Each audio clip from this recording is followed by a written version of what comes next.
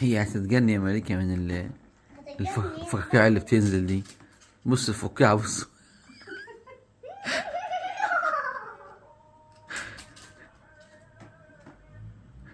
بص بص بص بص. بص. والله ما خدت حاجة. والله.